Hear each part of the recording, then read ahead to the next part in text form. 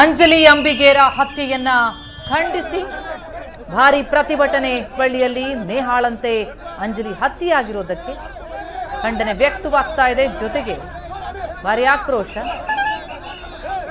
ಕಿಮ್ಸ್ ಶವಾಗಾರದಿಂದ ಅಂಜಲಿಯ ಮೃತದೇಹವನ್ನು ತೆಗೆದುಕೊಂಡು ಹೋಗುವಂತಹ ಸಂದರ್ಭದಲ್ಲಿ ಸ್ಥಳೀಯರು ಪ್ರತಿಭಟಿಸಿದ್ದಾರೆ. ಆರೋಪಿಯನ್ನ ಆದಷ್ಟು ಬೇಗ ಬಂಧಿಸಿ ಉಗ್ರ ಶಿಕ್ಷೆ ನೀಡಬೇಕು ಅಂತ ಆಗ್ರಹಿಸಿದ್ದಾರೆ. ಪ್ರೀತಿಗೆ ನಿರಾಕರಿಸಿದ್ಲು ಅನ್ನೋ ಕಾರಣಕ್ಕಾಗಿ ಯುವತಿ ಅಂಜಲಿಯ ಮನೆಗೆ ನುಗ್ಗಿ ಬೆಳಗಿನ ಜಾವ ಆರೋಪಿ ಹತ್ಯೆ ಮಾಡಿದ್ದ. 15 ದಿವಸ 20 ದಿವಸಗಳೊಳಗೆ ಮತ್ತೊಂದು ಮರ್ಡರ್ ಆಕೈತೆ ಅಂದ್ರೆ ಇದು ಎಂತ ಅವ್ಯವಸ್ಥೆ. ಈಗ ನಾನು ಯಾರ ಮೇಲೆ ಬ್ಲೇಮ್ ಮಾಡಬೇಕು ಏನು ಒಂದು ಅರ್ಥ ಆಗ್ತಾ ಇಲ್ಲ. ಅದ್ರ ಜೊತೆಗೆ ಮತ್ತೆ ಮಾದರಿ ಯಾರು ನಮ್ನ ಹೇಳ್ತಾನೆ ಅಂದ್ರೆ ನೇಹಾ ಹೆಂಗ ಹತ್ಯೆ ಆಗಿದ್ದಾಳ ಅದೇ ರೀತಿನೇ ನಿನ್ನೂ ಕೂಡ ಕೊಲ್ತೇನಿ.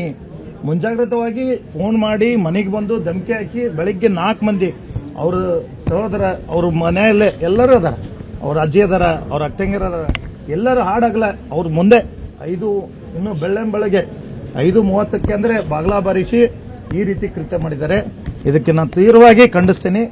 ಮತ್ತೆ ಯಾವ ರೀತಿ ನನ್ನ ಮಗಳಿಗೆ ಹೋರಾಟಕ್ಕೆ ಎಲ್ಲರೂ ಬೆಂಬಲ ಕೊಟ್ಟಿದ್ರಿ ಅದೇ ರೀತಿ ಕೂಡ ಈ ಖುದ್ದು ನಿರಂಜನ್ ಹಿರೇಮಠ ಅವರಿಗೆ ನಮ್ಮ ಜೊತೆ ದೂರವಾಣಿ ಸಂಪರ್ಕದಲ್ಲಿದ್ದಾರೆ. ನಿರಂಜನ್ ಅವರೇ ನಮಸ್ಕಾರ.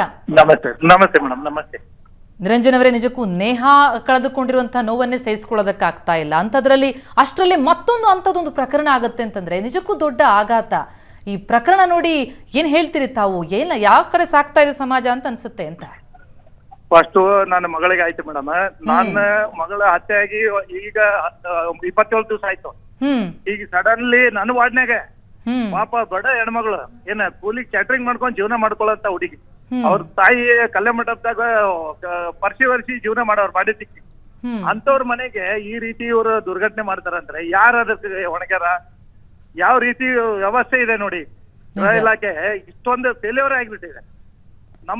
ನಮ್ದು ಆದ ಪ್ರಕರಣ ಆದಿಂದ ಸುಮಾರು ಏನಿಲ್ಲ ಅಂದ್ರೆ ನಾರ್ತ್ ಕರ್ನಾಟಕ ಒಂದು 10 ಮಾಡ್ರಾಕ.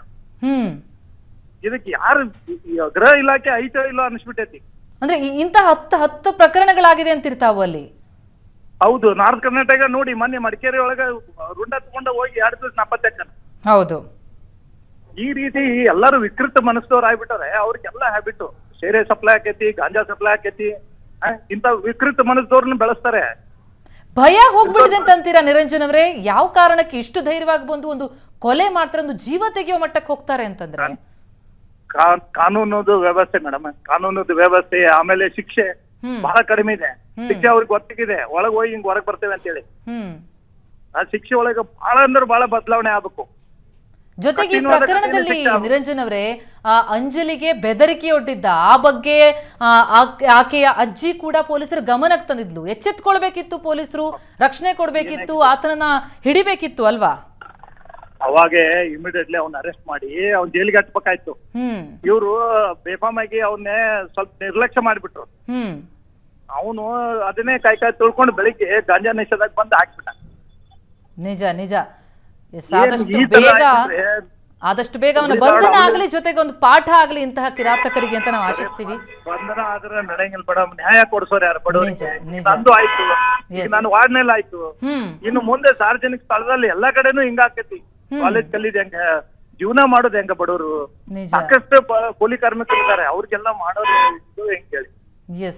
ಹೋರಾಟ ಆಗ್ಬೇಕಂತೀರಿ? ಇಷ್ಟೊಂದು ಇದಕ್ಕೆ ದೊಡ್ಡ ಹೋರಾಟ ಆಗ್ಬೇಕು ಮೇಡಮ್. ನನಗೆ ಯಾವ ರೀತಿ ಬೆಂಬಲ ಕೊಟ್ಟಿದ್ರಿ ಎಲ್ಲರೂ ಕೂಡ ಇದೇ ರೀತಿ ಬೆಂಬಲ ಕೊಡ್ಬೇಕು ಅವ್ರಿಗೆ.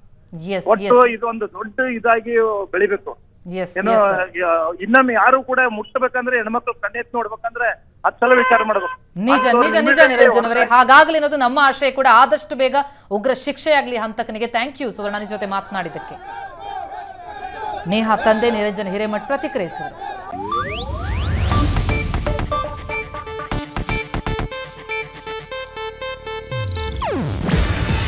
ಇದು ಏಷ್ಯಾನೆಟ್ ನ್ಯೂಸ್ ನೆಟ್ವರ್ಕ್ ಪ್ರಸ್ತುತಿ. ನೀವು ನೋಡ್ತಿದ್ದೀರಾ ಏಷ್ಯಾನೆಟ್ ಸುವರ್ಣ ನ್ಯೂಸ್.